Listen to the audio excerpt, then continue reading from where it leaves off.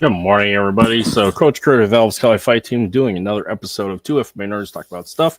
So, I'm bringing on my buddy, Guru Itsa Shash. I met him actually 3 years ago at the first time that I attended the West Coast Balintawak camp there in Bellevue, Washington. And yeah, so I've been friends with him ever since. He recently got promoted to a FQI within the Taboada Balintawak Eskrima community, which basically means he has achieved the high of the curriculum, and now his focus is teaching. So I'm going to bring him on and have him tell a story, and yeah, we'll get this thing started. Here we go. Brother Itza, how's it going, man? Your audio is a little funky. Your audio is off. Itza, your audio is off, buddy.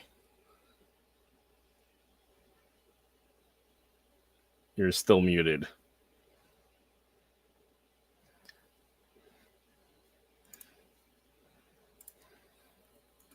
Anyways, folks, this is the joy of a live stream. Anyways, and yes, it'll be edited here in post with when I upload the Spotify. I appreciate everybody being here. But yeah, so Itza, can you hear me now? Or Itza, so try backing out and come back in and activate your mic on your end. Yep. All right, folks. While we're waiting, a couple of things that come up and talk about. I'm going to be taking a break here in January through early February. I have some pre-recorded episodes coming out anyways, but I mean, look for those flyers as they come out. I hope everybody's having a great holiday season. And yeah, I'm just going to bide my time here while we're waiting to go through some technical errors. So in the meantime, Spotify, I think I've hit something like 55 subscribers on there. So huzzah. If you haven't gone to my Spotify yet, I would appreciate you going there and helping me out and boosting the channel there. It's actually where I'm moving. I mean, that's where the podcast has been this entire time. I am moving toward doing more pre-recorded episodes because it's easier on my part for time. So if you could go there, share the episode, share the page, and obviously go subscribe. Yeah, let me show you. Let's bring this thing up here real quick.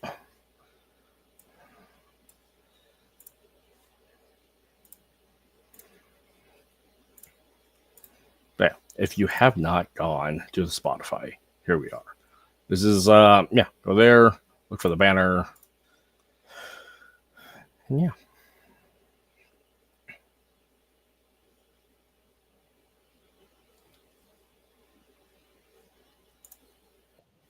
All right, let's try this.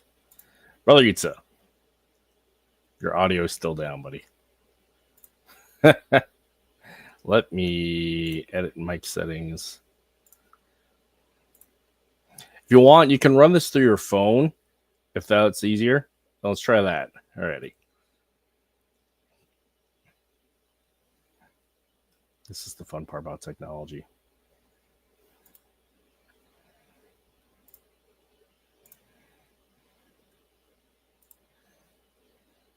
Yeah. In the meantime, let's see what else we got going on here. I mean, if you haven't checked out Itza's page, here is page on Instagram. Definitely go there.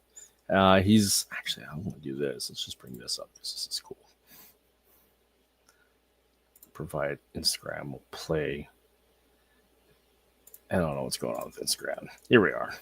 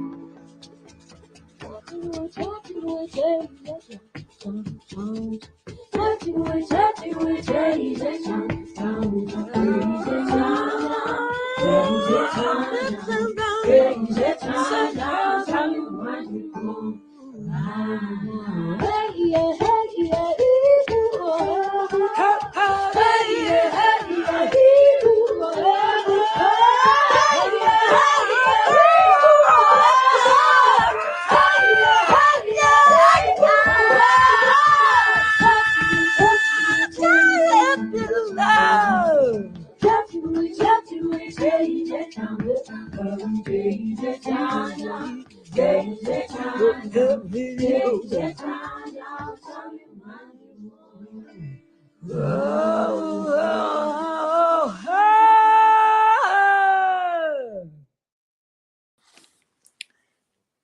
you hear me now? Oh, you can hear me now. Okay. I can hear you now. All right, here we are. Let's go. Good deal. Yeah, I don't know what happened. Maybe my microphone broke on my computer at some point. I don't know.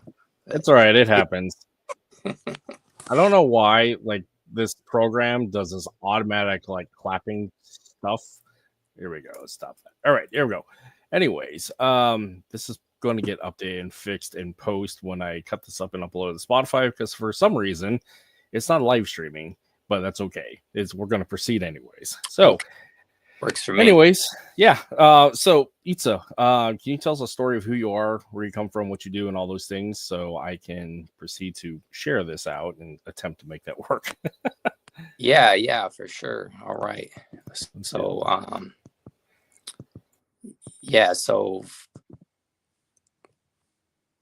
let's see. Piali, Mibuhay, Nantoka Itsa Shash, Ekakwate Kakwikani. I'm Itsa Shash. That's my name. And I am I identify as Indipino, so like indigenous Filipino. Those kind of the communities that I'm a part of in my life, and kind of it describes my experience in life. So with a lot of like the indigenous communities that I'm a part of and grew up in, it's kind of protocol that we just talk a little bit about where our grandparents are from. So I'm going to go ahead and do that. And, my mom's side, my mother's mother is British German from New York. And then her father is grew up in a little fishing village just outside of Manila, and he was Ifugao, Cebuano. And then my dad's side, both of his parents are from Texas, so they would identify as Tejano, and descended from the tribes in that area, so Nahua people, Chichimeca, and Apache. So that's where my grandparents are from. I was born in Maryland, out by DC area over there, and moved out to Colorado when I was 3 years old. Lived there for most of my life, and most recently I'm now living in Olympia area, Stachas area, the homelands of Nisqually, Chehalis, and Squaxin peoples over here with my family, my partner Mariana Harvey, and my 2 kids. And that I've been out in Washington area now for about we moved out here 2012. So that's a little about where I'm from, who I am. What else would you like to know, Kurt? I mean, so what's great about this podcast is, we get to tell the stories of the people who make up the FMA community, because it being a Filipino martial arts, or just in general a martial arts podcast, anybody who's pretty much tuned into this, they know martial arts. They know their history of their martial arts. What is more important to me is actually telling the stories of the people who make up the martial arts, because without the people, martial arts is just, it's a set of curriculum, and just like any other institution, it is the people who make it up, and that's what makes it beautiful, and that's what makes it diverse and unique. So as that, I like to celebrate the stories of the people that's in my community. So and that's why I like origin stories, immigration stories, stories of where one came from and where one's roots are, and what informs their worldview is more important to me. So If you can speak to that, because I mean, I really appreciate actually the tradition and the honoring of your ancestors, because the fact is, without our forefathers and our foremothers, we don't have the privilege to sit here and talk about this stuff today. So I really, I find that profound when somebody takes a moment to honor them, because again, if we don't know who we are and where we come from, we don't really know who we are today, and we don't know where we're going. And so there's that connection to the past. So yeah, I really appreciate that. Yeah, for sure. I hear that. Yeah, I mean, I don't know, the way I always grew up is just common, you know, that's just like what everyone does when they introduce themselves. And yeah, I think for a lot of indigenous communities, really a lot of it's about, you know, what's the right word? There's got to be a word for it, but like, you know, how we're interrelated. Mm-hmm. Really a lot about like who we are, and is, you know, identity's not much really in without context. Yes. So like really in a lot of ways, who we are is shaped by, you know, how we're related to the people around us, you know. And then, yeah, of course, you know, what our relationship is with history and our ancestors, and yeah, and the communities we're in relation to in the present as well, right? Yeah. Because I mean, there is this consistent conversation within, and I find this more and more through this podcast, but also the fact that I'm back into academia once again, is this issue about preservation of culture, living the culture, and thereby creating new culture. Because there's always this dynamic of how far in the past, and considering the concerns of colonialism, because the affect of colonialism is the fact that we get to sit here and talk about it today. And that is some of the privilege of it. So we have to acknowledge that. But when people talk about colonialism and dealing with the issues of the indigenous, is like, how far back do we want to go in that discussion? Because like in the case of, at some point, somebody else conquered someone. At some point, somebody moved from one area to another and took over the land and took control, and they had it for a certain amount of time. So in the fact that this is a Filipino martial arts show, we tend to speak heavily on the concerns of the indigenous pre-colonial and post-colonial life of the modern state of the Philippines. But again, how far back do we want to go? Do we want to go back prior to American occupation, Japanese, American occupation, American colonialization again, the Spanish occupation and colonialism? Do we want to go back to the Moors? Do we want to, or the Muslims? Do we want to go back to the Dutch, the British, the Indio? I mean, how far back do we want to go? Is the real question here. Like, so I've, you know, because I'm a huge fan of your podcast, and I you know, I've heard you talk about this in with a lot of other people, and the way I've heard you frame it before, and tell me if I'm wrong here, but you've asked this question in regards to like how far back do we go, but in regard to decolonization, right? And because yeah, if we're just talking about to understand colonialism, how far back do we go? I don't know. But if we're talking about in the terms of decolonization, that's something just a little bit different. I like to be really specific about my semantics when I'm talking about. It's like one of the values. Yeah. Yep. Right. So like, anyway, if we're talking about decolonization, I think for me, really, it's not about going back. Okay. You know, and the reason why I say that is because if you think about, you know, first you have to describe what we're talking about. We have to understand what colonization is, because a lot of people have different ideas of what colonization can be, right? Throw on words around that. People talk about colonization like the colonizing of your gut when you're born, right?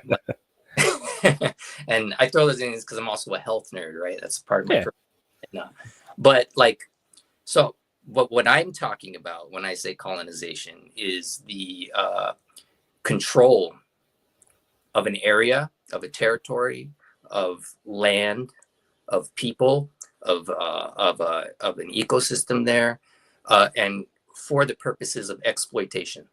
Yeah, I agree. I agree with that. Right. So if we think about that's what colonization is, like, okay, what is the opposite of colonization? It's not decolonization. The opposite is sovereignty. Okay. I like how that's okay. Right. Because what you're looking for is you're looking for yourself for your own autonomy, right? Your own self-determination, right? And freedom to basically,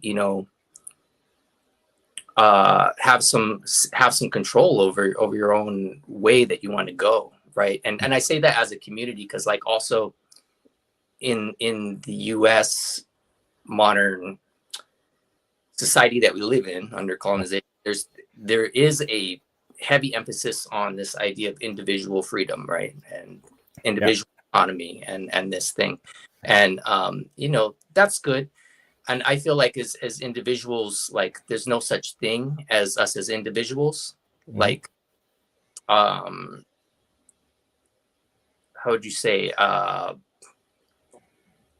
I don't exist as an individual, right? Like, even inside of me, if we go back to the colonization of the gut, like, most of the DNA and beings in my body wouldn't even be considered human. It's like, at what point am I not part of something else, right? So part of everything. And indigenous people are very integrated with land and the ecosystems around them, right? And there is that connection. So, like, really, I like to think about, there's no, like, yes, I want my own autonomy, but it's always a balance between my own morals and then also moving together with my communities that I'm with, right? We want to exercise autonomy, sovereignty, moving forward together as on a community level.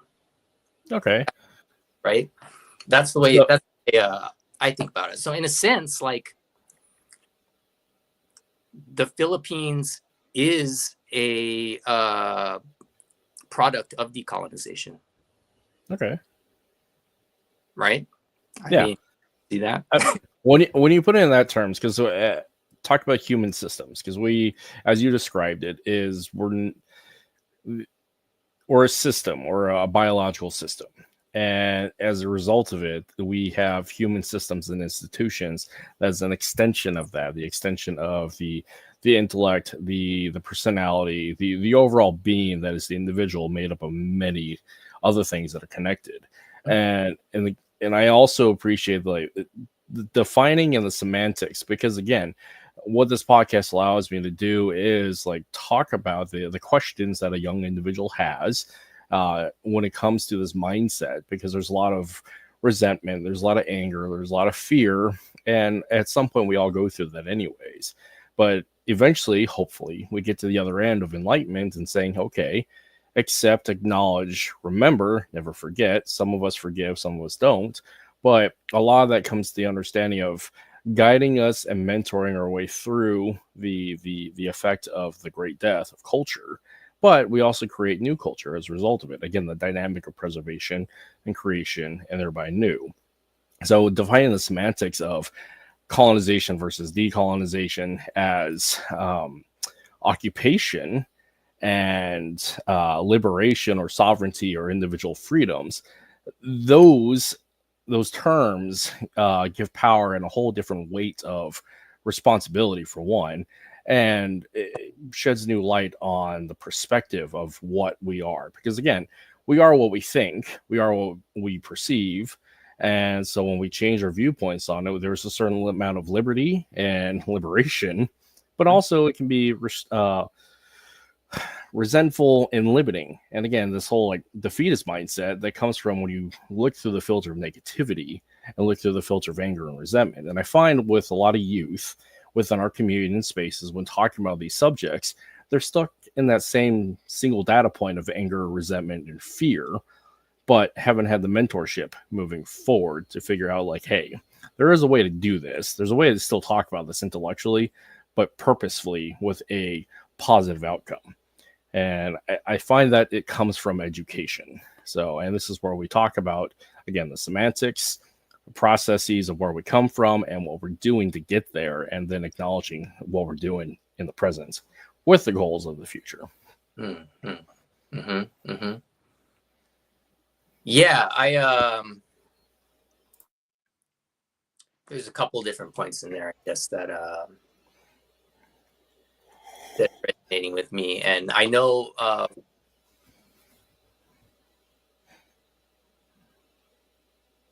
I kind of want to touch on this anger bit. Yeah. Because I don't know a whole lot about, like, I've listened to your journey a little bit on some of the other podcasts. I don't know all the details, but I do know that in your personal journey, it sounds like anger has been a very defining thing in your life. Yeah, it has. Yeah, you've had, and I imagine, you know, having kids now too, like that's something you're like thinking about, and I feel a lot of love coming from your questions and like looking at the community and being like, how do we help these guys? And I'm seeing people that are angry, you know. And first, I want to be careful about this question because there is that stereotype that we all are aware of like angry brown people. Yeah, I mean, thus the Angry Brown Man was my nickname for many, many years. So yeah. So I want to first say that, you know, like the whole angry, that's not my experience, right? Like if I think about like decolonization I could say that like it's a tool that I use daily, right? And throughout my life, and was a huge part of my parents' journey. And like, I'm pretty sure anyone who talked about me would like be like, Itsa's not a very angry person. And no, that's one of the things that I really enjoy about you is you're a very kind soul. Like you embody this level of grace and tranquility and peace, and it's inspiring is what it is, honestly. So yeah. And you know, and if anything, I'd say, you know, that's maybe testament to my parents, my community where I come from, who are also that kind of work and working towards, you know, self-determination, those things. And they're just great people. Like I could take you back home to some of the ceremonies and stuff, and you know, it's just like, you know, that loving nature kapwa, right? Yeah. That's what I feel, right? So I just wanted to say that, and then also not like invalidate that, you know, there are people that we have in our communities that might feel, you know, anger, and that's understandable. Like you know, that's one is I feel like, especially having kids this time around, because you know, I've had kids throughout my life, as far as like other people's kids and being an older uncle, whatever. But like this time around, being with my kids, right? Like I've seen a lot of nuances to things that I haven't noticed before. In our Nahua cosmology, we're really big on the numbers 4 and 13. And we talk about like the development of a human being in kind of roughly that timeline. And I see a lot of things happen in my kids, like when specifically when they start getting to like around the age 3 going into 4, like I saw a lot of this emotional development in my child, right? Where they start experiencing fear and anger and these things, but they don't have the tools to understand all of this, right? And lots of times have to kind of give them space and just be like, try to be like a grounding, regulating force, and be like, hey, these are feelings. This is normal. You know, like, I feel that you're feeling this way. I see that. So you're okay, right? Like you're safe here, right? And I the way I understand it is that doesn't end, right? Like even us, when we go through this time when we turn 13, if I'm going in cycles of 13 now or 26, right? Like there are these natural times in our life when we go through these developmental things, when we're going to be challenged with some of these developmental things, and emotions are going to come back, and we're going to feel, if we want to go into Western science, all the hormones and things that go through our body and like are going to affect us in an emotional, physical way. And sometimes, especially if we don't have like community to hold us, right, then that can be more difficult to manage. And so like so I would say that it also makes me think like how has the modern society we live in, colonization, affected our relationship with anger in particular, right? Yep. Because there's that stereotype of the angry brown man, the angry indigenous. Yes. And if we go back to like, say, my dad's generation, I even got it a little bit, growing up, but it was like anger in some ways was the only emotion that's kind of allowed. Like you definitely weren't allowed to cry. Yeah. Because anger is another form of fear. I mean, it's the aggressive response of fear. It could be, it could be that. Or it could be that. I feel like once we get to more our generation, there's also like that thing where it's like in general men are allowed to be angry, but like now it's like for a lot of brown people it's almost like not safe, it's not okay.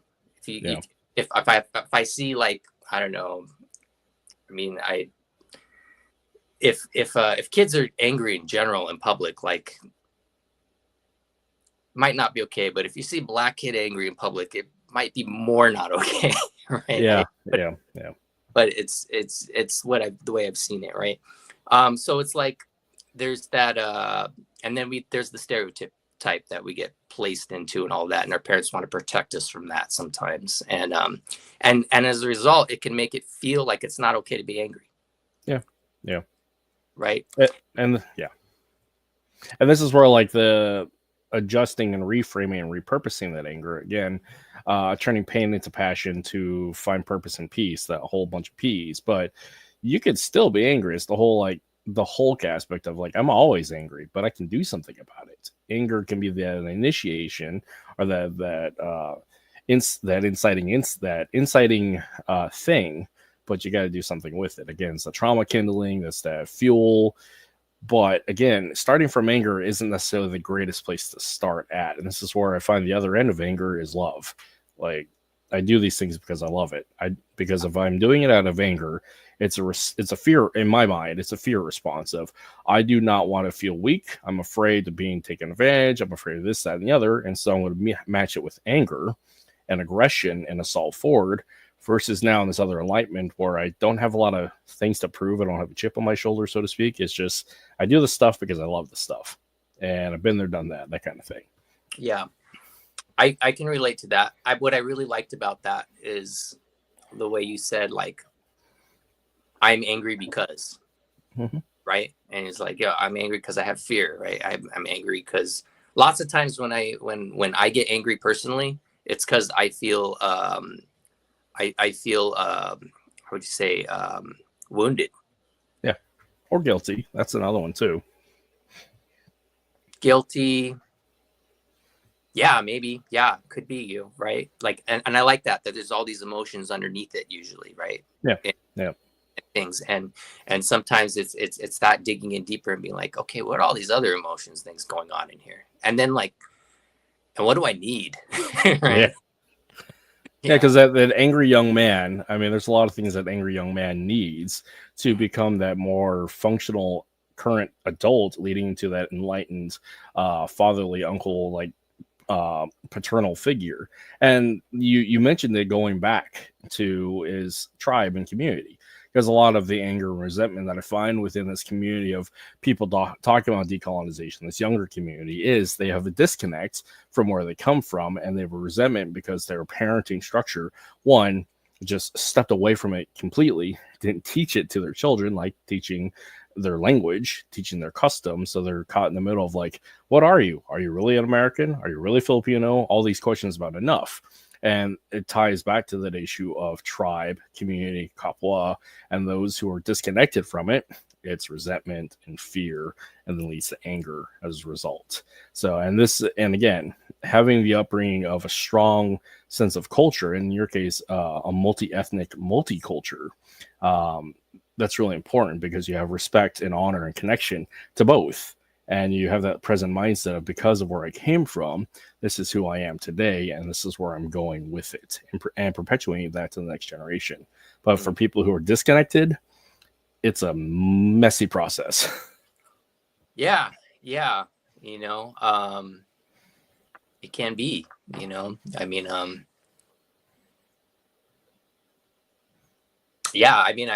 think it's something probably we've all struggled with in some form or another, right? Like, it's kind of the,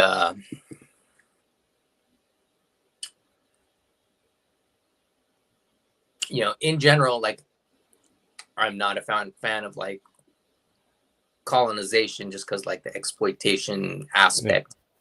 But, I am a huge fan of like solidarity and just thinking about like the beauty of all these cultures that have been brought into this colonial project.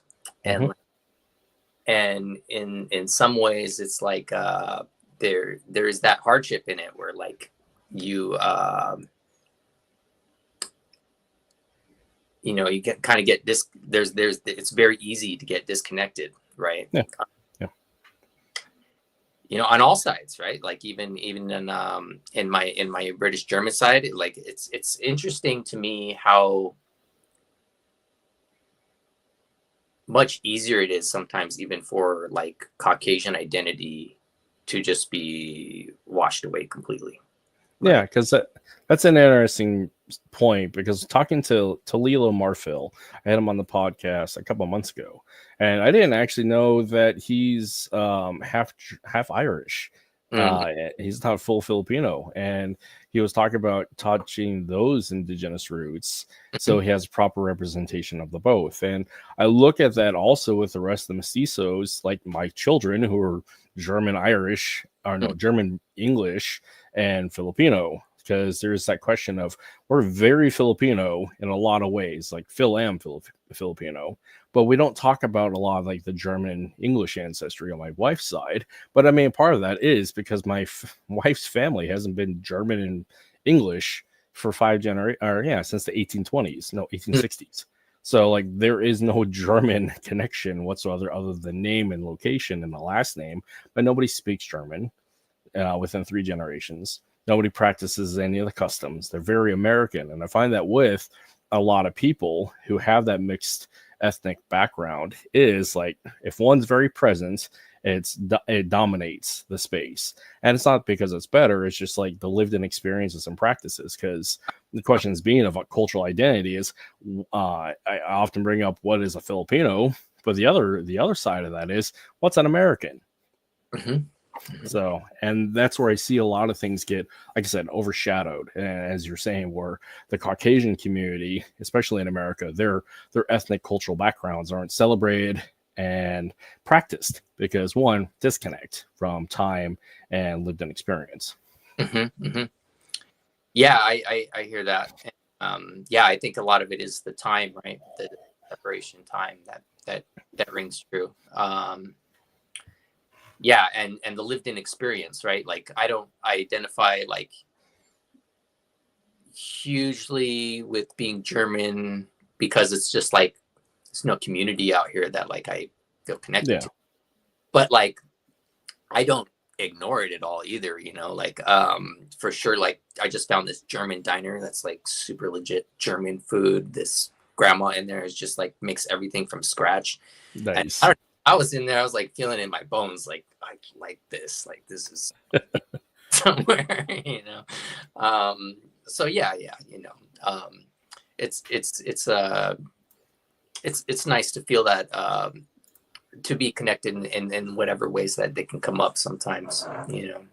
Feels good myself. I was going to ask you, because you're in school again right now, and Yeah, I'm in my master's program. what are you getting your master's in? So I screwed around the first 3 times I went to school trying to figure out, like, when I grow up I could be this. Like, I'm still trying to figure that out. So I started out actually as an English major, found out that I couldn't finish that program here locally, so I switched over to education, did that remotely. And then from there I've moved to the history department this time around. But now, as I'm moving to my master's program, it is it's an MLA technically, but it's a multidisciplinary program where I'm creating my own program. So the center of it is utilizing cultural institutions and culture bearers as a means to connect and bridge between this dynamic between preservation, living, and creating new culture, and how that those experiences help define these multiple identities that people of ethnicity deal with. Like, say, in the Filipino diaspora, we have our regional connection, and whether or not we're Cebuano, Ilonggo, Tagalog, et cetera, et cetera. Then you have the Filipino national identity. If you've immigrated to the U.S., you have Fil-Am identity. And also, as living in the U.S., you have your American national identity. And then you have all your subsets. So you have all these hats that you're juggling, and you have all these perspectives and viewpoints that you're juggling. And it leads to a lot of this confusion as to, what am I, and am I enough? When the answer is, you are whatever you are and whatever you choose to be, and you are enough because you are.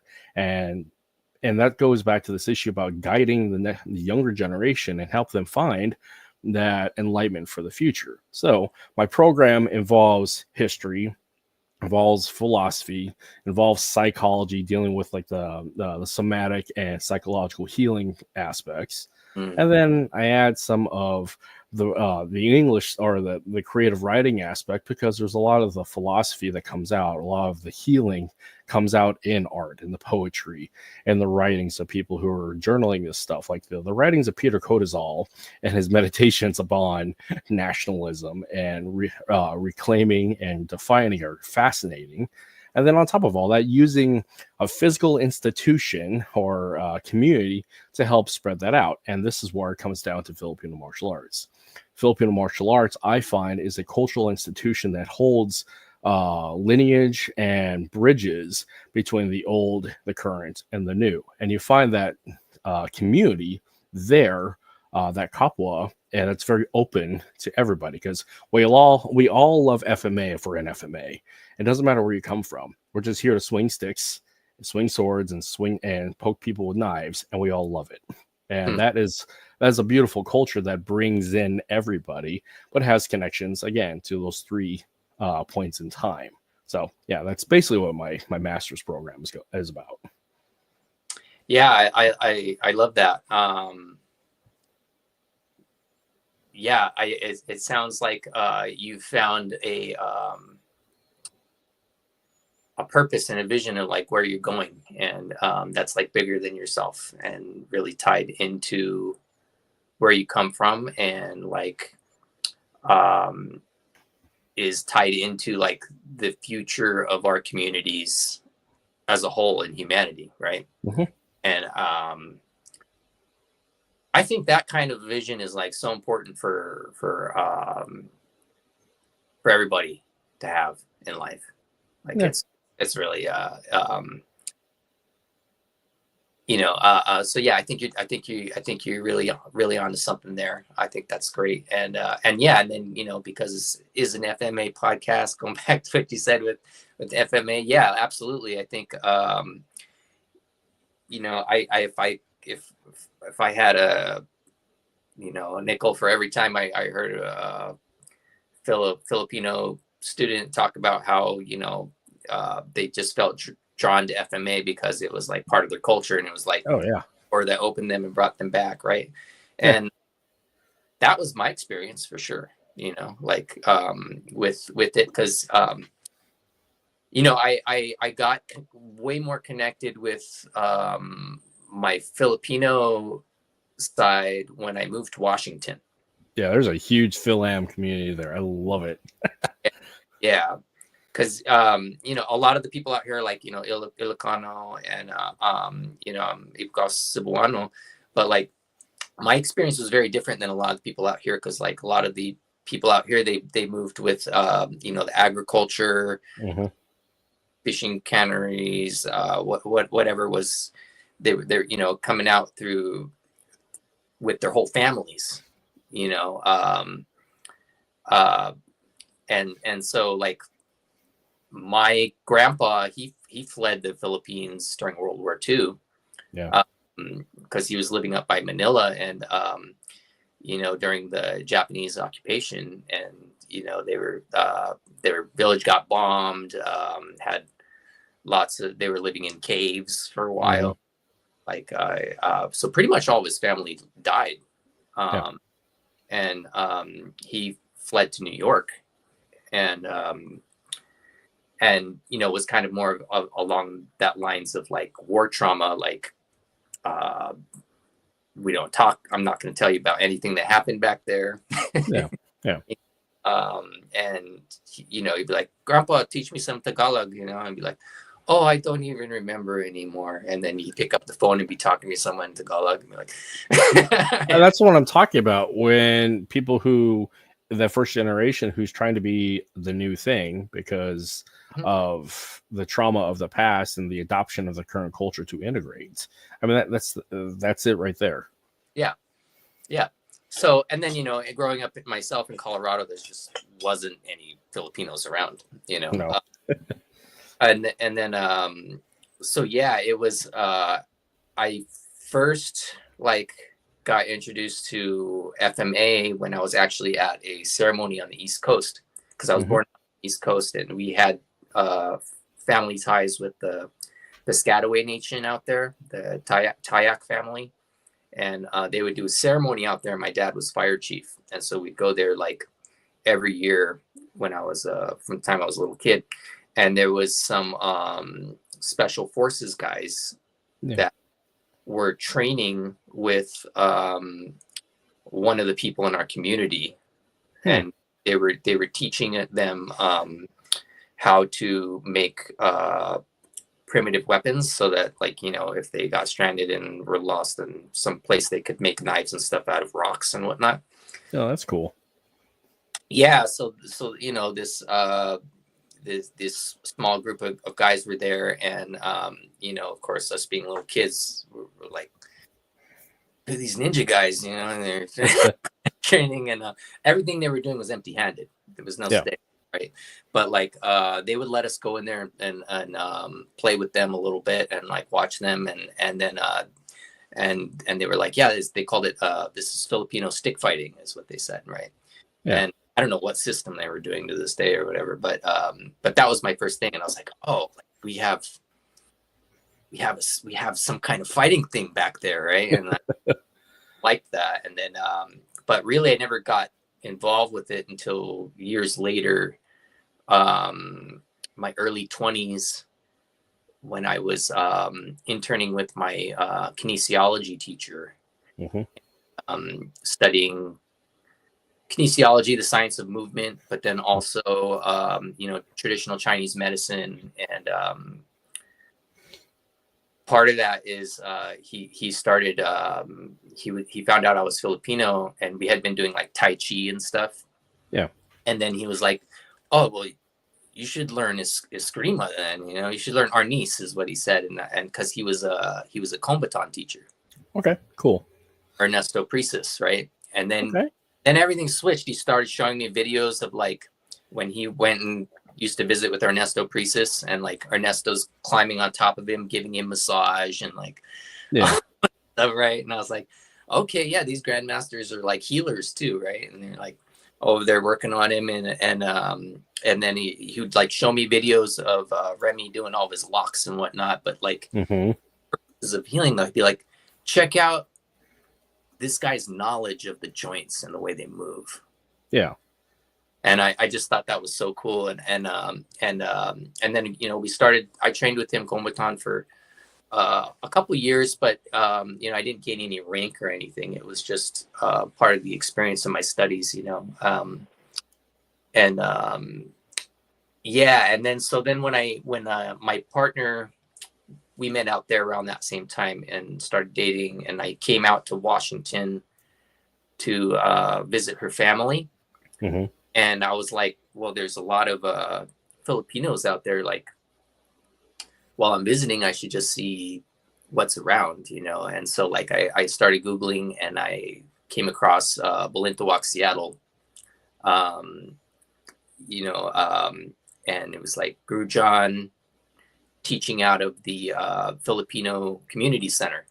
Yeah. And I was like, okay, this guy must be legit because he's teaching out of the community center, right? So then I looked him up in Bobby, and I started reading the history, and saw that how like Balintawak was one of the main arts that was like a foundation in Kombatan, right? And for the community, and for our online community who is just watching this, who's not an FMA practitioner, the Seattle, like Pac Northwest community in general, is so much FMA. If you're looking for FMA on the West Coast, aside from going to California, go to the Seattle area. There's so much FMA there. It is the scene in my mind in the Pac Northwest. So, anyways, yeah, I agree. It wasn't like that when I first got there, but yeah. Blown up for sure. Yeah, I like it. You know, yeah, you know, testament to Bobby Taboada, and just it's like got to be the most prolific producer of screaming doors in the world right now, I think. And yeah, absolutely. Yeah, and just friendly, right? And just like really welcoming of everybody. One. So and then of course, you know, Guru John, and yeah, everything he's done same way in the Northwest here. And so yeah, so you know, I found him, and I found that connection, and you know, met up with John, and he thought I was gonna leave.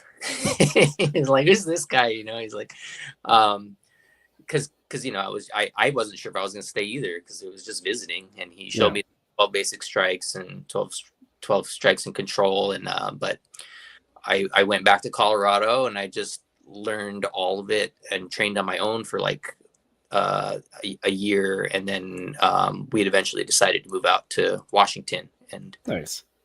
Yeah, so then we moved out, and I reconnected, and the rest is history. Just stuck with it. You know, I just love that community. I feel like I really hit the jackpot with the Balintawak Seattle community. You know, there is a lot of FMA communities, and I'm sure they're all great. You know, but I don't know, the vibe of just Balintawak Seattle. It you know, I do love, you know, to swing around sticks and poke knives and all the rest, but like you know, there's nuances to all of that. And you know, I vibe better in general with the people who like to swing sticks over the people who are really quick to want to pick up a pointy knife. I agree, and I can appreciate that, because the whole vibe is very different. I mean, part of it, again, the testament to GM Bobby, and by extension his cadre of FQIs and COAs, that's fully qualified instructors in completion of the arts practitioners, so level 6 and 7s for our audience here.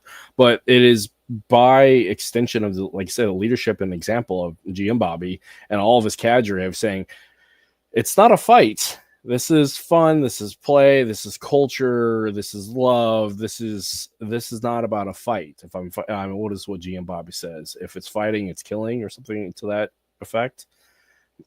It could be. I mean, that's what I've gathered from him. I didn't hear him say it. This is not a fight all the time. Like he's really good at like trying to drill that into people. Like, don't take this or yourself too seriously. Yeah, and as a result of that, the focus there is Balintawak, I find, is a martial arts community, It's not a combat arts. It's our combat systems, not a killing community, because it is focused on the play, the drilling, that aspect. People have the freedom to enjoy, to explore, make mistakes, and build that community of care.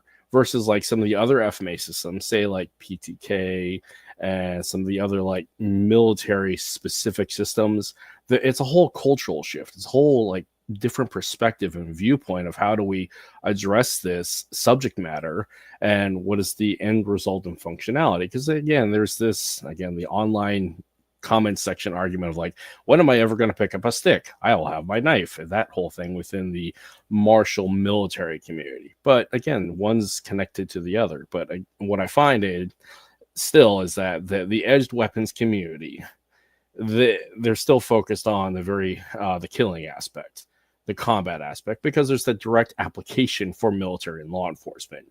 And so there's that perspective and viewpoint and culture specific to that. Balintawak and other stick-based systems, but specifically from my experience, Balintawak, because it is focused not on killing, it's focused on the community, the play, the fun, the skills development. It's a whole different dynamic of like the people who are in Balintawak versus people who are in the bladed systems. Mm-hmm, mm-hmm. Yeah, absolutely.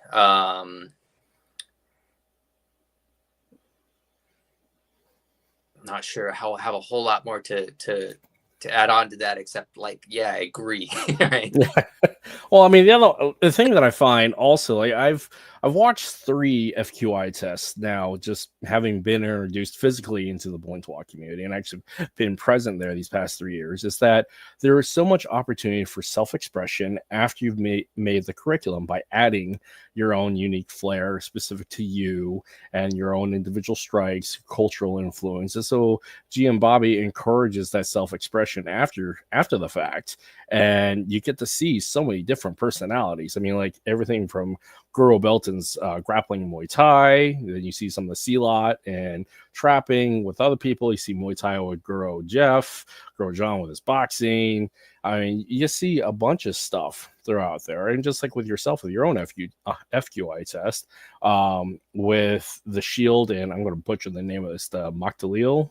Makwawik. Yeah. Okay. So for those who don't know what that is, you want to explain what that is? Yeah.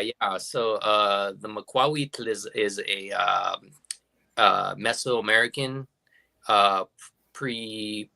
pre-Spanish weapon, right? Mm-hmm. So it was used. I have it right here, actually.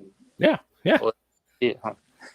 For those who don't know, and it was in the video that put up from Itsa's Instagram, is he did a few of his own unique, his specific techniques. Actually, for the FQI tests, one of the requirements is to do your own techniques to add to the curriculum. And so he chose to bring stuff from his other indigenous background, and this weapon is part of that. And it was really cool to watch. So anyways. Yeah, so this is Makwawik. My cousin made this, right? Mm-hmm. So yeah, they're not used anymore, right? Yeah. Obviously, but yeah, it's kind of like a lot of indigenous cultures have like these paddle-like instruments, right? I mean, Yep. We got what are they called, the gotok blades? They were kind of like ones that were originally pointed, but then they chopped off the end. I think it had to do something with Spanish permitting pointy ends or something. But anyway, Makwawit, yeah, it's like this, and then the ends here were lined with obsidian, right? Mm-hmm. So obsidian is a volcanic rock that's super sharp. They actually still use obsidian blades today in like modern medical hospitals for surgeries and stuff, because the blade is sharper than steel, right? So it's better for those kind of cuttings. So it's a very interesting weapon, I thought, because like if you think about it, if you use it correctly, it's like way sharper than steel. They have accounts of like warriors splitting horses' heads like in half when they were encountering the Spanish with the weapon and stuff. But then on the other end, if it's used wrong, it can shatter like glass, right? There's no one that I know of that still has like a lineage of traditional fighting arts of like how to use this. If anyone's out there who like knows someone who has some kind of unbroken, or even not unbroken, just some kind of further study, I'm always looking for that more. In my own studies of this, I wanted to kind of like interpret just my understanding of it through Balintawak, and that was a really fun project for me, for sure. Kind of some of the ways that we don't know about, like how we would use when we're talking like military tactics, like in a group setting, right? Because there's kind of two accounts that we see this used. One would be military tactics in group setting, to which we know like the primary weapon would have been more like spear throwers, things like that, but then the end of when you get in closer, this is more be like your close range weapon that you're using with the shield. And the goal would be not to kill your enemy. Your goal is to maim them. So they're not used. So I kind of tried to think about that, like how to incorporate it just to attacking the legs, arms, things, so that they wouldn't be able to fight back. And which I kind of again goes, I really like to think about techniques where we're not actually having to kill people. I think that's a great place for skilled martial artists to go to. Yeah, so that's a little bit about the Makwawit. Fun fact, how like they say the cliche would be like Inuit people have, I don't know, a dozen names for snow or something like that. And I think our people had something like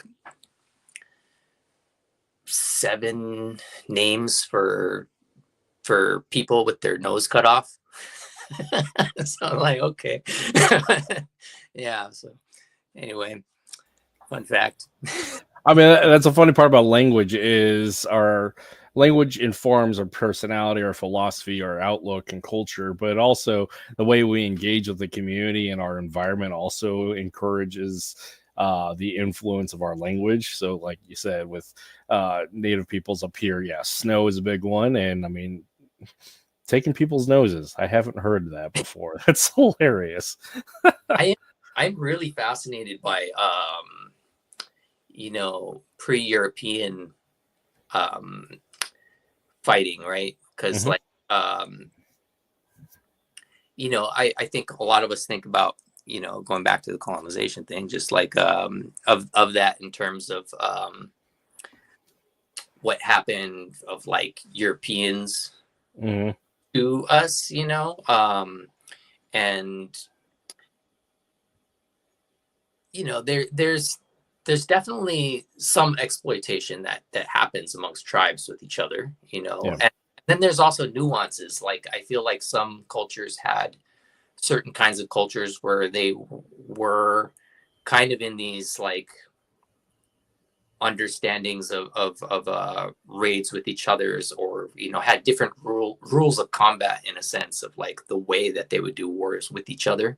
Yeah, ritual versus total war. Yep. Yeah.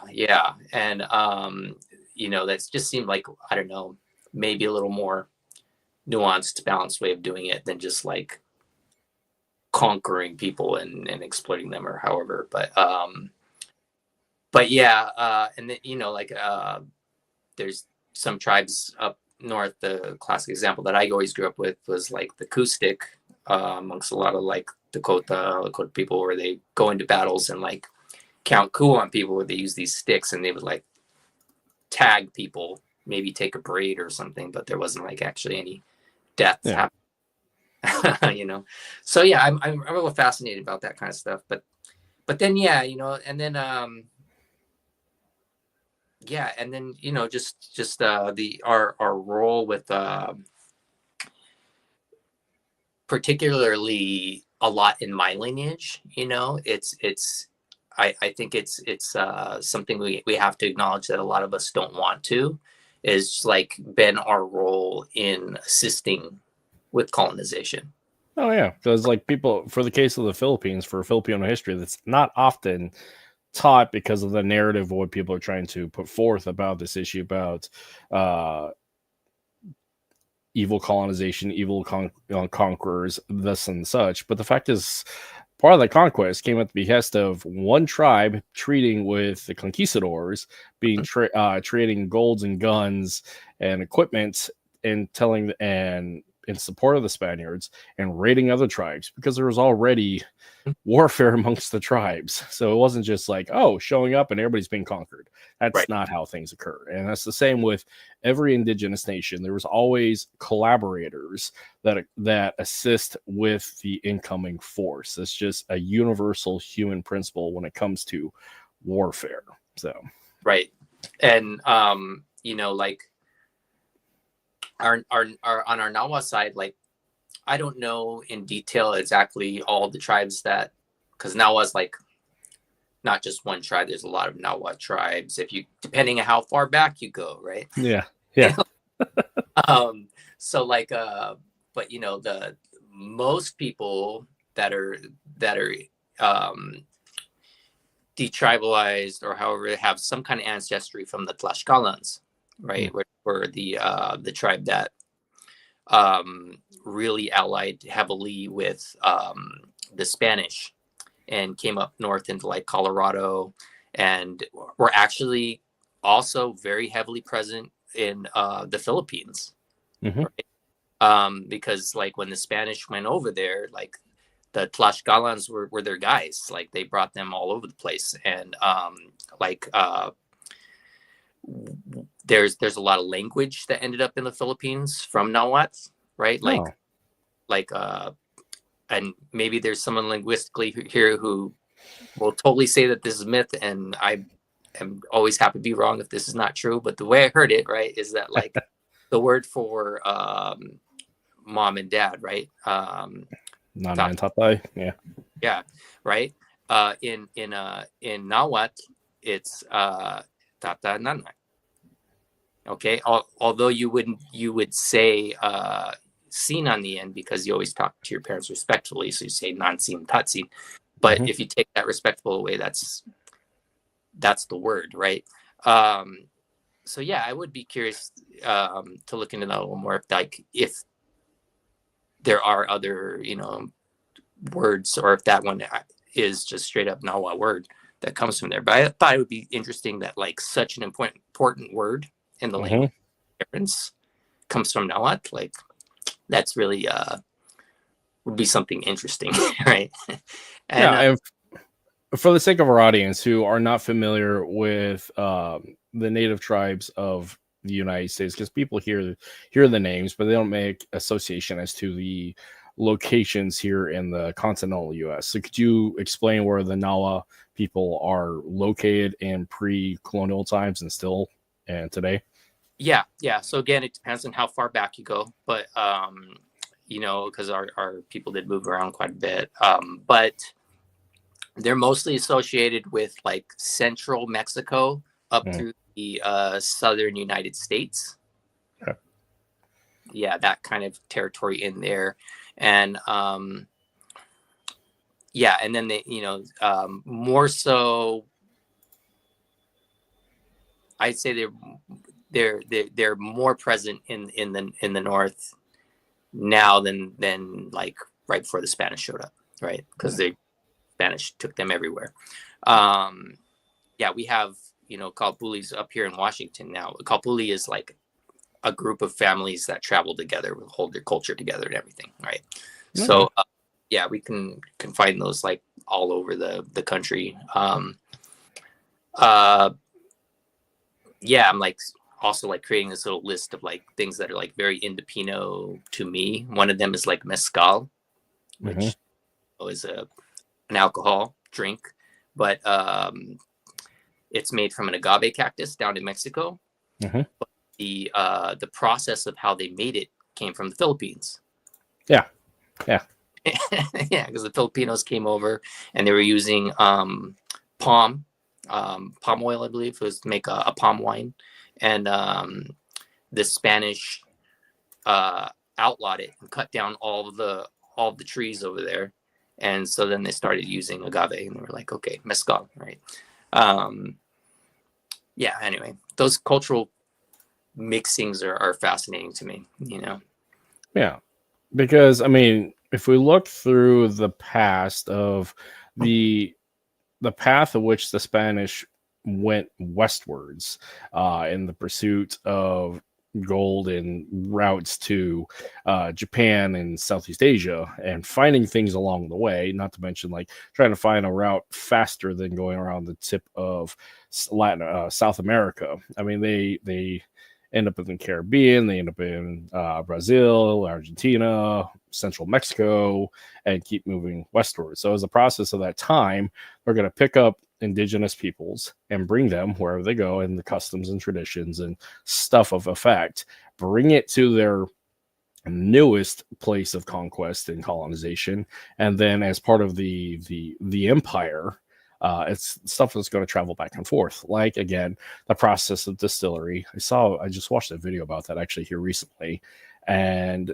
also again languages, and on top of all that, martial culture, martial arts, because like there's this debate that constantly comes up within the community, and this is the issue about history and education of like how much influence did the Spaniards have on Filipino martial arts. The answer is a whole lot, because again, if you look at our language structure, we wouldn't be called Filipinos without the Spaniards. There's a lot of argument that like the dueling culture of typical of FMA, especially with daga y espada, I mean that's Spanish rapier and paring dagger, just straight up.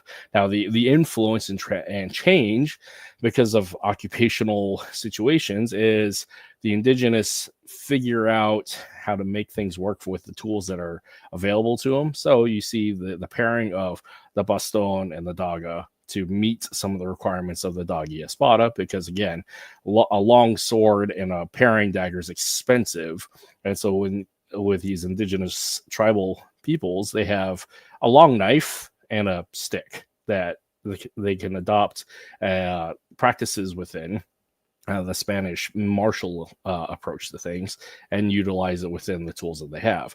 And not to mention, like there was the Spanish missions based out of Manila and Cebu, where they were training regiments of native peoples to help with the occupation and war fighting within the Philippines itself. I mean, you see these native contingent corps all over the place with every colonized location, whether it's the British, the Spaniards, the Dutch, etc. There's always a native contingent that's trained and integrated into the colonizers, the military of the colonies. So with that, there's the influence of Spanish military practices into FMA, and this is where we see a lot of that today. So I'm just really curious with the lack of integration of, say, like the indigenous weapons from Latin America. How come that didn't make it into Spanish usage? Part of it is also technology. So yeah. Yeah,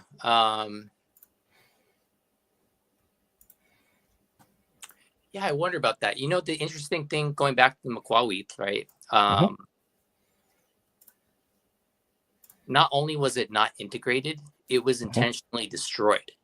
Yeah, because right? you destroy that, you destroy the culture and create new culture. Yep. Yeah, like there is not a single ancient Makwawit that you can find in like literally every single one. There's like the only way that we know what they look like is from codices, right? Our old books, because we had books stuff when the Spanish showed up, and there's like drawings in there of like what they looked like and some of the old dances and stuff, and that's a lot of like where I drew a lot of my inspiration from, of like, okay, there's these couple stances that we see these people in these pictures from way before, but like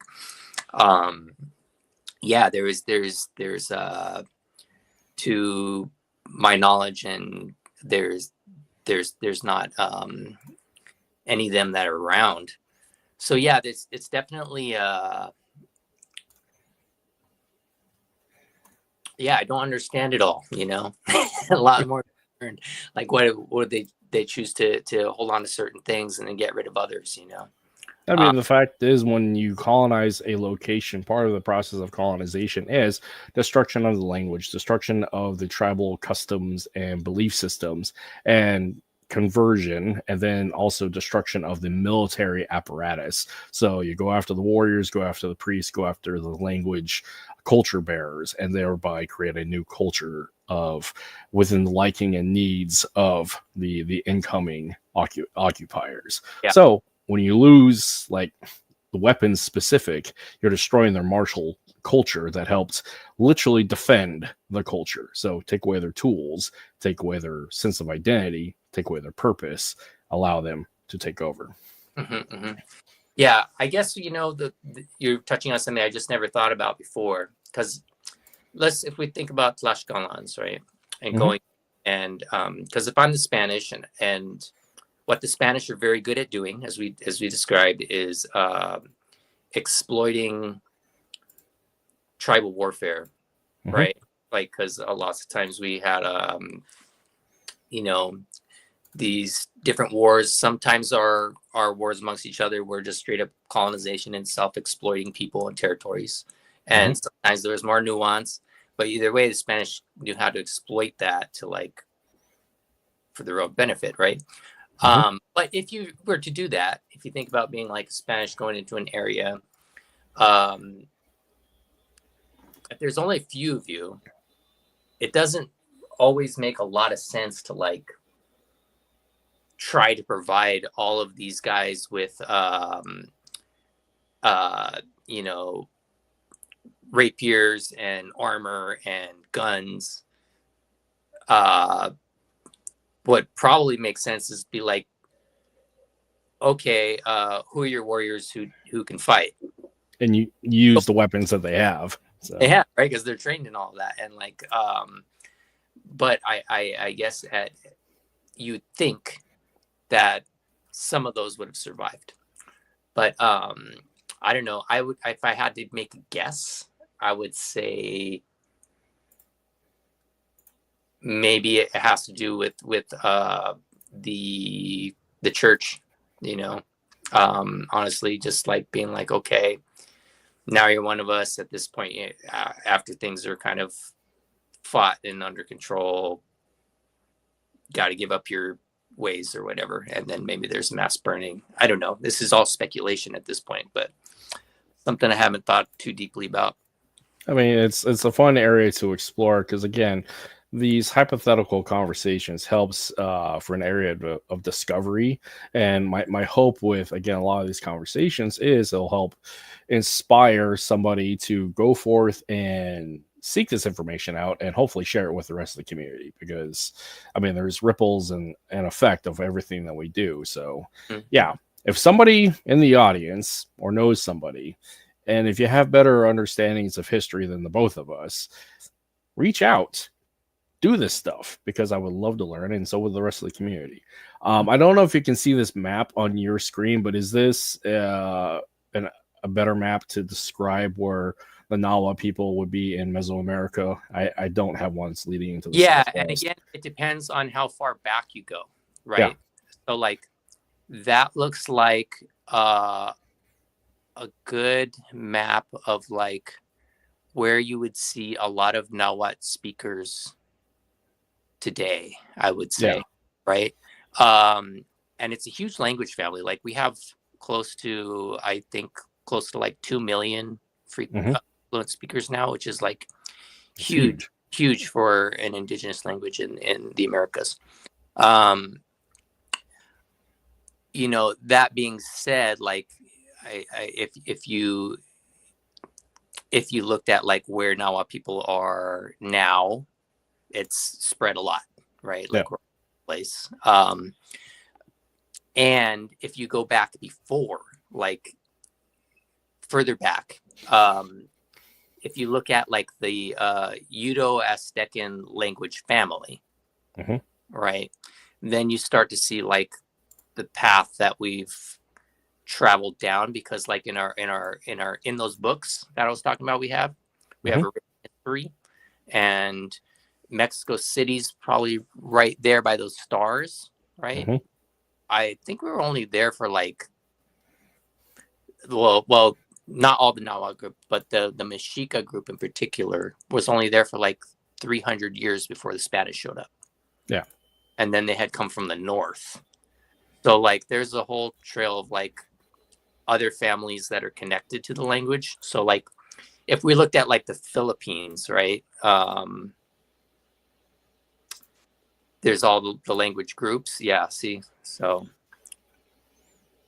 yeah, so that's I would say that map looks maybe a little too big. Yeah. Oh, Right. I mean, what it's showing is the migration of Yeah. native language speakers and influence moving out. But there's also like total nerd here, Yeah. philology nerd, is there's a lot of um conversation about how native languages from the Bering the land bridge from Asia to Alaska and moving down as peoples go, because there's multiple migrations of any peoples coming to the Americas and any other place, and there's a lot of linguistic markers that we see coming from Southeast Asia, but we're also seeing it following the Navajo language family groups all the way down to, say, like the tip of Argentina and Right. Chile. And so with that, there is a, depending on time, it's going to go back up as well in influence. Right. So it is interesting, again, the influence of time and traveling of peoples. This would be probably like the equivalent of what we're looking at right now to like modern Nahuatl, like to the, say, Austronesian language family. Yeah. We're looking at that, right? Which again, I'm all about solidarity. So like, thinking about all those tribes up and down, like being related, and same in the out there by the islands and Pacific all the way to Africa, right? There's Austronesian group out in Madagascar, I believe. Yeah, that's our lateral migration of peoples and genetics coming from Madagascar coming eastward, but we also have the Indio language cultural systems coming from the Indus Valley going to southwest, or not southwest, Indochina. So that's Thailand, Burma, Vietnam, and then going through the My Lai with the Srivijaya and the Majapahit lineages and so on and so forth. Plus you have the Muslim connection, then you have the Taiwanese coming south. I mean, there's so much sea travel going eastwardly on the map. There's, again, the Philippines. I liken the Philippines when it comes to this idea of grouping people together for simplicity's sake, because people, they generalize because it's easier typically, because they generalize with that because they don't want to talk about the semantics and the individual issues. But when we talk about individual issues and being specific, we have to break down what part, because the thing I look at with the Philippines, like Native Americans, it's a bunch of different kingdoms and polities and nation states that were thrown together underneath a modern nation state. So we have such a diversity throughout the Philippines as we do here in the Americas, and people lump Native American and Filipino in a similar fashion of, oh, you're just this. It's like, let's be more specific of who and what we are. Well, we were both called Indios, right? Yeah. Yeah. So, well, it's interesting because I agree with that, because like there's all the parts and differences, and then there's the parts where we can also like find solidarity, right? Like like I heard what's his name,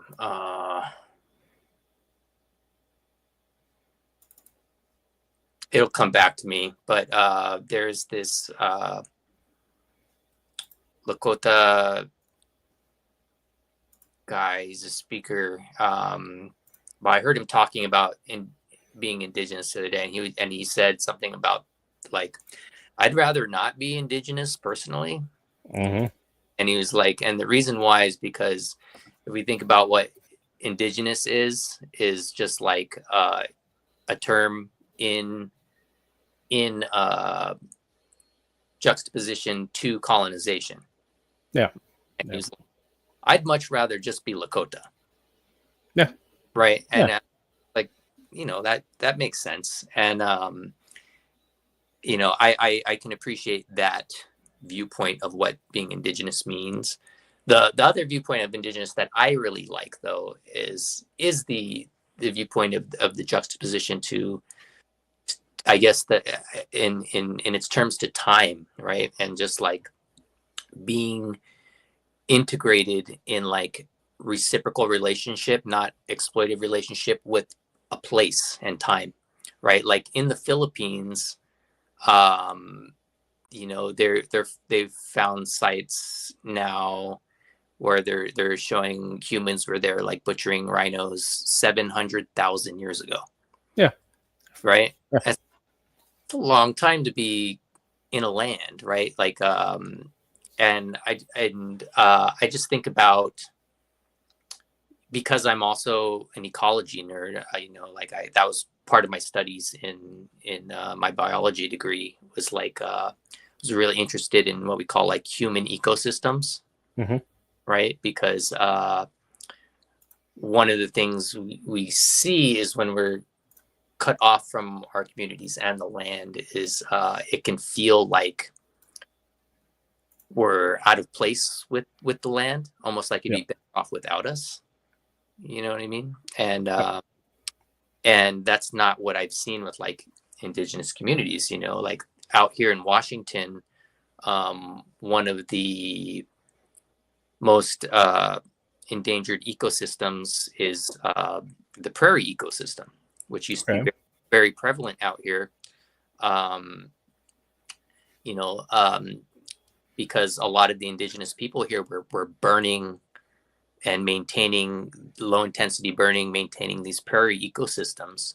And like one of the best examples I have of this is camas, right? Which was one of the staple foods of the indigenous people right here where I live.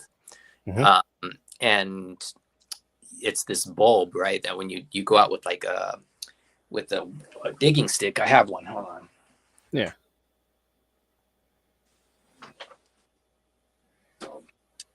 This is a digging stick, right? Oh, that's cool. Right? But it's got like this pointy end and it's on a curve, right? Okay. So you in the earth and it kind of loosens the earth so the bulb can just come out. Oh, okay. And as a result of that, the earth gets loosened, but it doesn't like flip as if you were digging with a shovel and you're not losing all the topsoil. And it creates these pockets. So when the water comes, it is able to soak into the ground more and it aerates it. So there's more oxygen. As a result, the camas is able to grow better. Okay. Right. So if you look at the camas prairie where indigenous people are harvesting in the traditional way, healthier and it grows better than when they're not there. Yeah, because they're not doing the whole like slash and burn and crop rotation that's typical of agrarian societies today. Yeah. Well, it's not. It's kind of like wouldn't be considered agrarian. Like people would. I say agrarian, but like the way people farm today, let alone like single crop farming, like say in the Midwest with corn. Right. Yeah. It's not single crop farming, right? Yeah. It would be what people call hunter gatherer society. Yeah. I really am not a fan of that term because it doesn't do justice to like the actual relationships that are happening in the ecosystem. I should say with all those, what I was saying before is like it's encounter to those that it's again living with the land versus that style of farming is definitely living with the land versus living on the land, because those styles of farming that I described are very much typical of living on the land and not working with it. I clarify for that.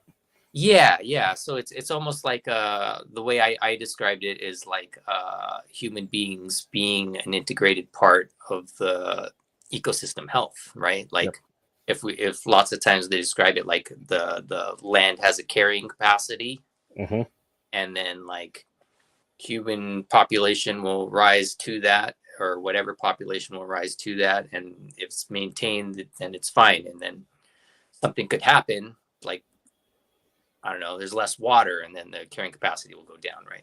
But a lot of indigenous people, what they'll do is they're actually like the way they enrich these environments, like the carrying capacity for everything goes up, right? Mm-hmm. Yeah. So that's one of the ways I like to think about indigeneity, is just like that integration in like non-exploitive, long-term relationship, you know.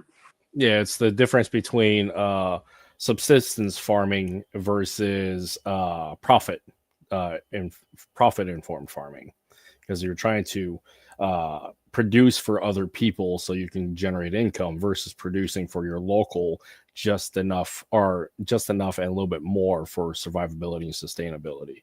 Because like when we look in the shifting between, again, from subsistence, I can't speak English today, subsistence living, people tend to like go after more, because like up here in Alaska there is this constant dynamic about that with, say, our hunting and fishing. There's a lot of people who rely on the natural bounty of the land here, of a lot of fish and a lot of moose and caribou.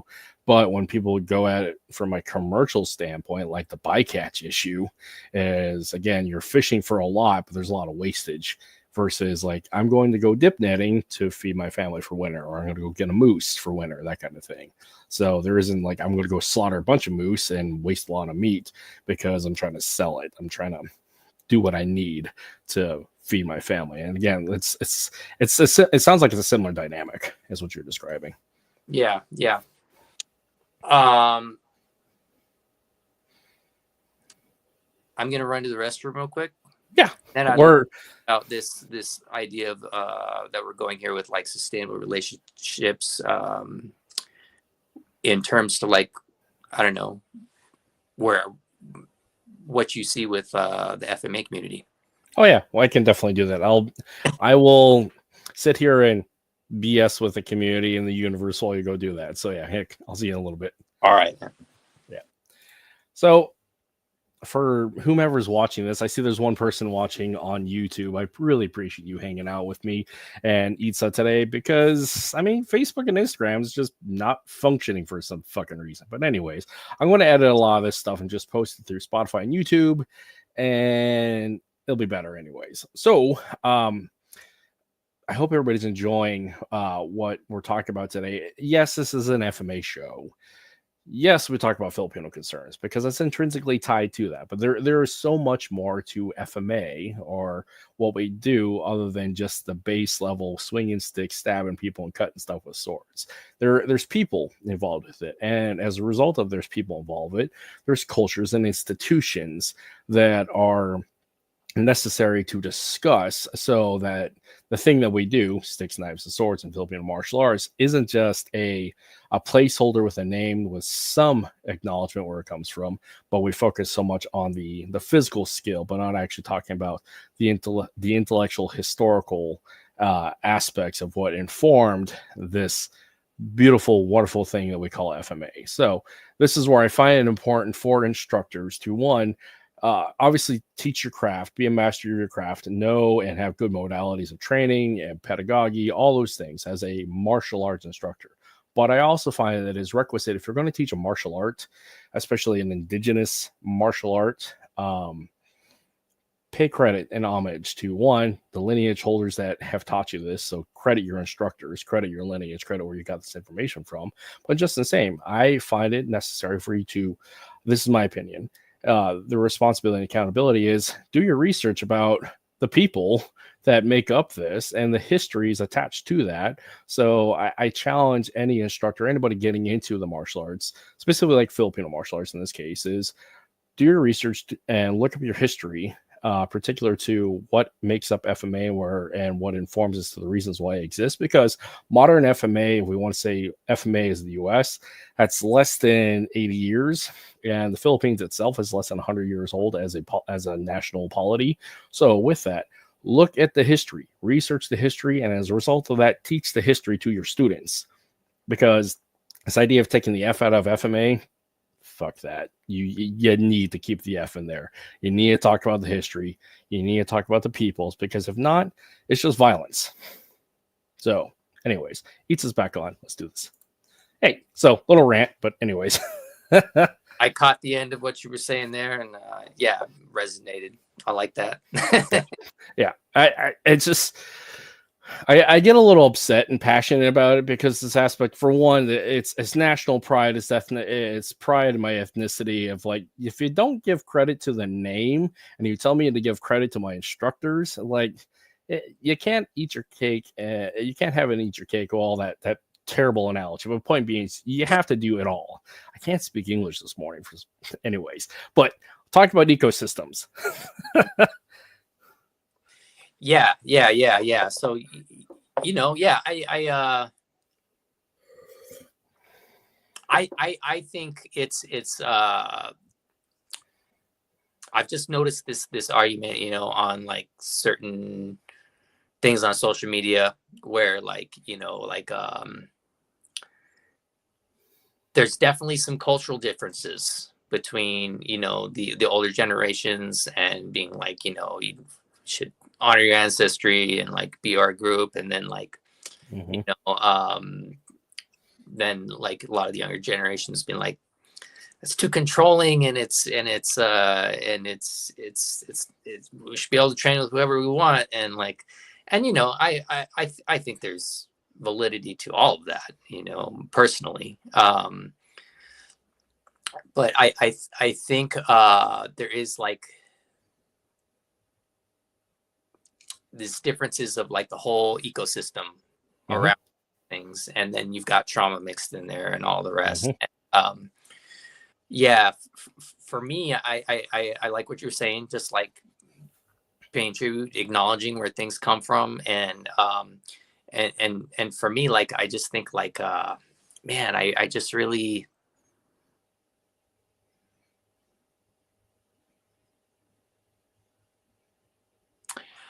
I really appreciate people who come in and have this sense of like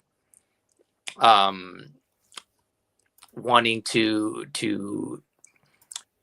help, to build things up, like I got in the community because like it was making me feel good, right? And like connected, and I wanted that as a part of me and everything. And just like here, I'm hearing you say with like what you're going on your journey is like you have this vision of like, hey, I'm invested in like this work because yes, it makes me feel good, and like I'm wanting to study. It's like, but also it's like there's this greater vision that's like bigger than me that I'm also investing into, that's like helping out all of our communities and like humanity as a whole, like getting past some of this trauma so we can not have to go through all the hardships I did. Yeah, it's the whole like get past the great death. Yeah, and I appreciate people who come in and like come into our martial arts community, for example, bringing it back there, and just are like yes, come here for yourself, take something of it. Like we are abundant, our community is strong, like we're happy to give it to you. We enjoy you come in and come and getting violent with us, right? Like that's all right, and I just really appreciate those who are like get that, and then they're like, I want this for people who are bigger than me, and I want to help.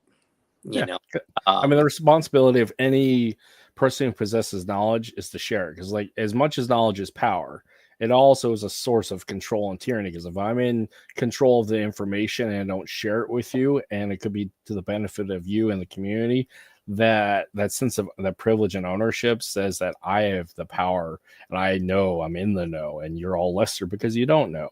And that is incredibly arrogant, and has been typical of a lot of the gatekeeping personalities within whatever intellectual community and circle of like, there's the people who know, and then there's people who don't know. And people want to control the things. Again, it's going back to the truths, conspiracies, etc. It is that issue of information is power, knowledge is power. So we find power or empowerment by sharing it with the rest of the community, so we can uplift and become a better better with each generation. Because as an instructor, your job is to present information and to convey it. And if you have knowledge, you should share it freely. I mean, yes, pay your instructor for the time. You're not paying the instructor for their knowledge. You're paying from their time, their expertise, their willingness to, again, it's time is what you're paying for, is the currency, rather than just the information. So again, as a culture bearer, as a lineage bearer, as an information individual, share it instead of holding on to it and holding it as a point of power, because I mean, that's so arrogant. Yes. I think, yeah, I mean, I feel like most of that, and I'll say like, there's definitely caution in like people that I personally have a lot of reservations around sharing stuff with. Yeah. Like, I don't know, if people give me vibes that they're have an exploitive type of personality and have no qualms with that in their moral compass. Yeah, I agree with this. Yes. Well, I'm a little hesitant. But if you're in the academic space, we'll say, like, if you're already a student, you're already a participant in this space, in this subject matter, one, you should be hungry to go after that information and be excited and give credit to all those things. But if also is the dynamic of an instructor, you should also be willing to share that information, because the overall, like, it comes to this issue about the master student syndrome, where a master wants to keep the student in that dynamic for fear of them surpassing them and being better than them. It's like, you want them to be better than you, because that's how the art progresses. So, and it's not a competition of like, I'm going to beat you as the new student. It's like, no, like, share the information, because that's how the system grows. That's how the culture expands. If you're already in that intellectual space, share. Not just saying share freely to like whomever and whatever, because that, again, I agree with you. That has a certain level of connotation of potential misuse of said information. But if you're already in a student-teacher dynamic, share it. I mean, might as well. No, I think I get where you're going with that. Yeah, because like in the end, it's like where you're going, I think, is like we shouldn't be exploiting our students, right? And just like I don't know, being afraid of them like surpassing us, because like, yeah, like I've had students come in who are better than me in so many ways, like intellectually. Right. Like I have a student who just like come in and had this like amazing drill that they came up with out of their mind. They're like, look, I created this thing. I was like, cool. That's way cooler than anything I've come up with. Like, let's use it. Right. And, and I feel like, that's that reciprocity I'm talking about. Right. Is like, if people have that kind of energy where they're coming and they're and the goal is to like make each other better, I'm all about it. I'm going to give you everything, right? Because if you get better than me, that's you're going to help me be better. Yeah, it's that Kapwa mentality. You show up with a plate and a dish, and then you come home with a plate and a dish, versus showing up to the gathering with nothing and expecting everything to come home with you. Like, that's incredibly privileged and arrogant. So yeah, sure, share the stuff, do the Kapwa. Yeah, make me think food now. It's not a proper FMA conversation when we don't talk about food. I mean, honestly, that is one that I find is actually the best part of our gatherings. As much as I love the camp and doing the physical aspect, it's the sharing the meal and the memories afterwards is what I find the best part of coming down for West Coast camp. And just like any martial arts thing, is actually sitting around the table and actually talking, because that's actually where all the like really cool information and knowledge and truth comes out, is when people sit there and just talk with you. And that camaraderie of we're eating, because eating is a very vulnerable thing as well as an activity, because you get to see all their habits, behaviors, and how they handle food. And everybody's got to eat. So, and this is where, again, information is shared so freely in a lot of ways because of the dinner conversations, and it's also very vulnerable. So yeah, I love the touching hands, but I also love sharing the meal. But more importantly, I like the meal better. So yeah, I feel that. Yeah, we just had our mini camp over the weekend. We do that a couple times a year. And yeah, they just keep stepping it up with the food every year, man. It was all of that. I like getting in there with my hands. Mhm. Extra texture to the meals is Yeah, nice. yeah. Good. Um, yeah. Have you been to Bobby's World Camp yet?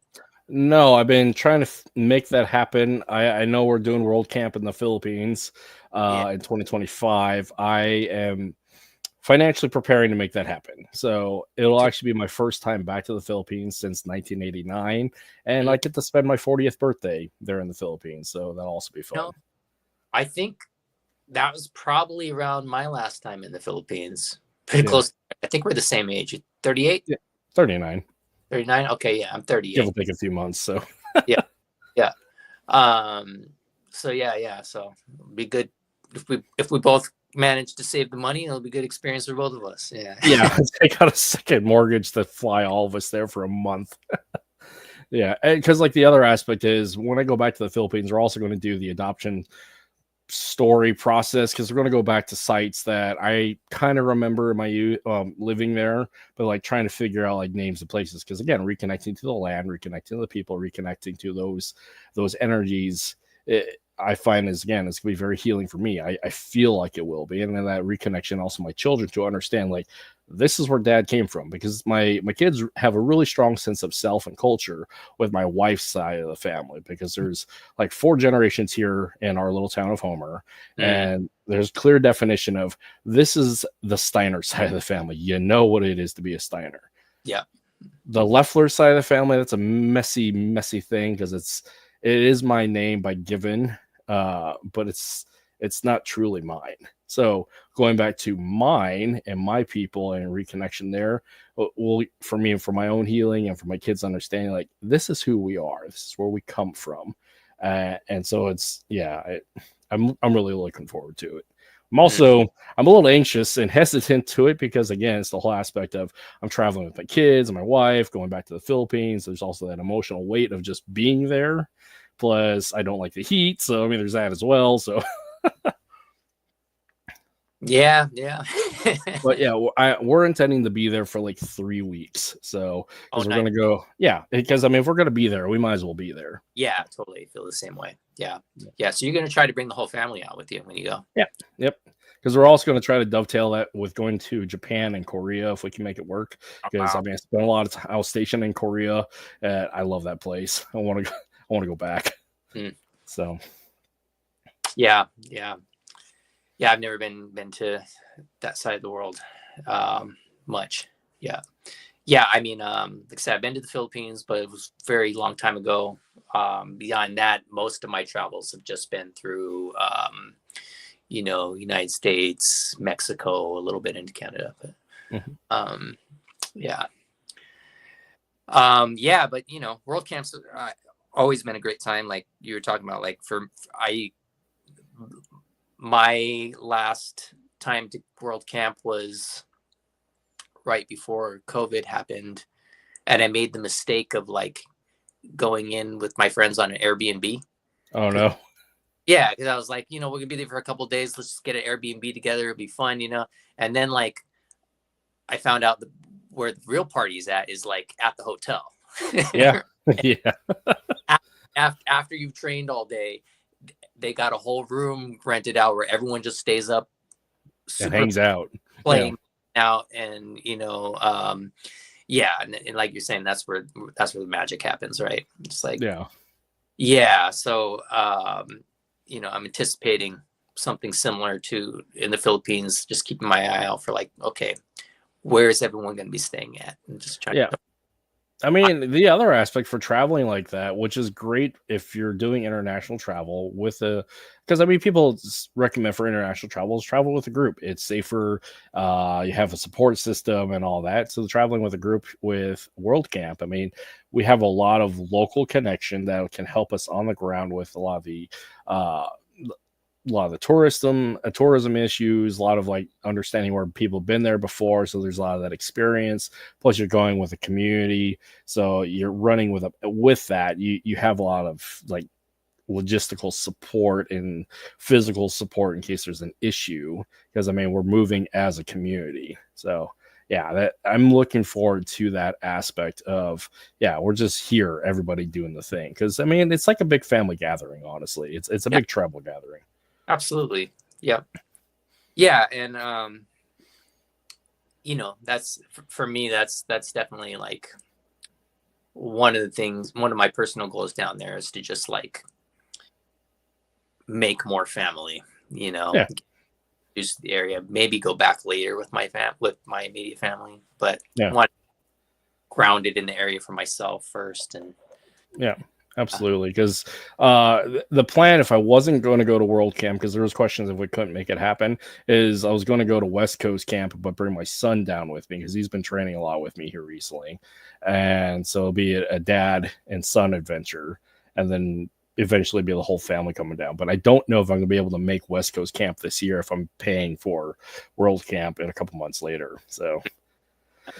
Because like what I'm finding also with this show is I get invited to a bunch of things all over the place. And it's like, I need more air miles. So I mean, yeah, I would love to go do the things. It's just I need to be able to pay for it to get there, and also pay for the time for my going back and forth with my wife because she also works. So it's like I can't just travel and leave her. So ideally, I can bring her with me, but you're out there with us. Pay his way. Yeah, exactly. This podcast has got to do something. So I'm happy to do an interview on site if you guys will pay for my airline ticket. Oh, well, I think I'm gonna start checking out. I gotta get some things together and go do some work here in a little bit. Yeah, brother. I mean, we're coming up on 2 hours. I really appreciate you hanging out with me. Do you have anything that you want to close out with? Anything coming up that you want to promote? If Instagram's working, I'll throw your Instagram back up there. There were some issues with Instagram here recently. Not a whole lot. I mean,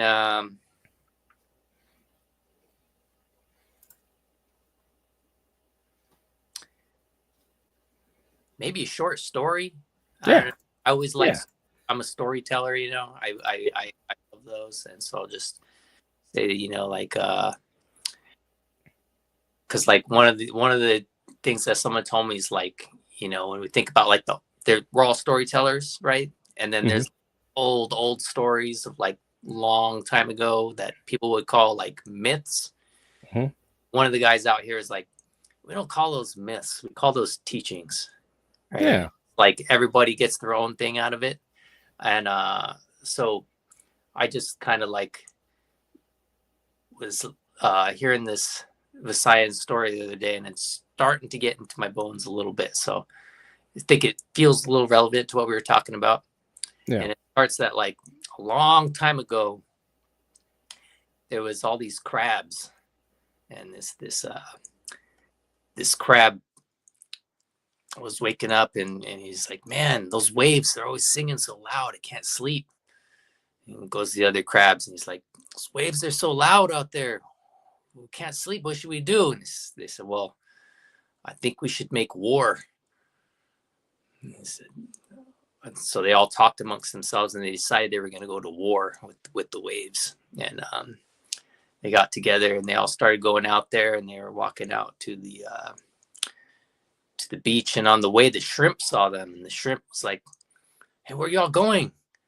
He said, well, going to make war on the waves. It's so loud we can't sleep. And the shrimp said, I don't think you should do that. You're going to lose. It's like the waves are so powerful. And look at your legs. They're so weak. Your whole body's bending over almost to the ground. And he started laughing at him, and the crabs got all mad. So they started pinching him. And be like, you're coming to war with us. And so, the shrimp was like, okay, I'll go. And they took the shrimp with them. And they were getting over to the beach, and they looked at the shrimp. They said, where's your weapon? I'm going to war. And he said, it's right here. And he showed the sword on his face. And they were like, oh, okay. And then right then there was a big wave coming. And the shrimp started to run away. So all the crabs didn't see the wave because they were watching that shrimp. And the wave crashed over the crabs, and they all died. and so that was all the male crabs that went out, right? And then the females, they were starting to wonder what happened, and they were getting worried, and they're like, we have to go help. We have to go to war too. So they got up and they went out there, and they went out to the beach, and then another wave crashed, and they all died also. And then all the shrimp, they went over there where all the baby crabs were starting to come out from their shelter, and they told the baby crabs about what happened. So now when you go out to those beaches over there, and you see those little crabs, and they're in between. They don't live out in the land where their ancestors used to, and they don't live down in the ocean where most of the crabs live now. They're just right in between, and they're always going and running and trying to make war on those waves, and then they get scared and they run back. And that's it. That's the whole story. That's awesome. That's beautiful, brother. And what a way to end this podcast. I appreciate you. Much love for you. And yeah, may you have an awesome day, bro. All right, too. Take care. Yeah. Thank you. Well, I'm not going to say much after that, because how do you follow a story like that? So anyways, that was awesome. Thank you, everybody, for hanging out with me. Thank you, everybody, hanging out with Guru Itsa. He is one of those beautiful humans that I've met in this community, and I'm glad to share his story, or have the opportunity for him to share his story. So no promos, no nothing. Have an awesome day. I'm going to hit the button, and yeah, hope you enjoyed and hope you got something out of this today. Have an awesome day. Later.